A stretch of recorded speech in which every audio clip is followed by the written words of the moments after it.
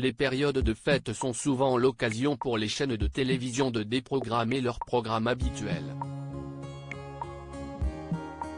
Difficile pour le téléspectateur de s'y retrouver. Ce dimanche 1er janvier 2023, CIST zone interdite sur M6 qui fait à son tour les frais de cette stratégie.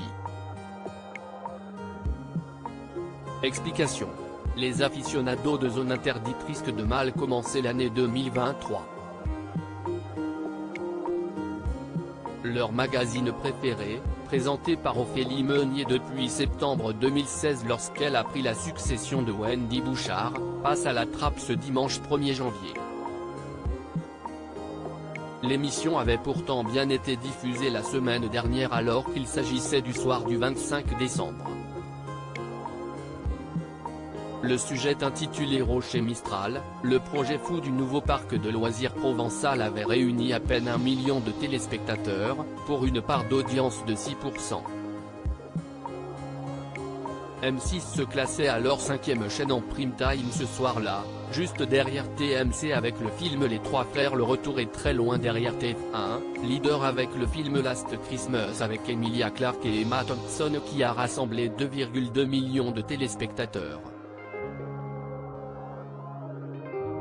Bataille entre deux films inédits ce dimanche 1er janvier 2023. Pour éviter un autre revers d'audience, M6 a décidé de jouer film contre film pour cette soirée du dimanche 1er janvier 2023. TF1 propose en effet un long métrage inédit en prime time, L'Appel de la forêt. Cette adaptation de 2020 du célèbre roman de Jack London met en scène Harrison Ford et Omar Sy avait ramené plus de 1,2 million de personnes dans les salles obscures lors de sa sortie. France 2 opte, elle, pour un film moins inédit, Papy fait de la résistance. Ce film culte du cinéma français, multi-rediffusé, devrait à nouveau bien fonctionner.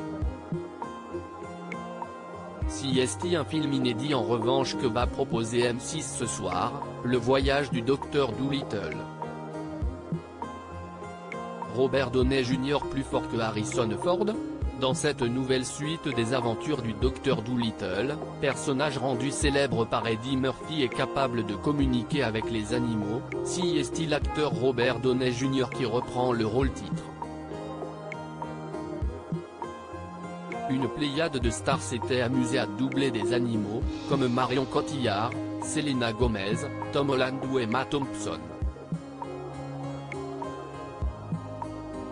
Ironie de la programmation, ce film avait également réuni plus de 1,2 million de téléspectateurs au cinéma en 2020, tout comme L'Appel de la forêt.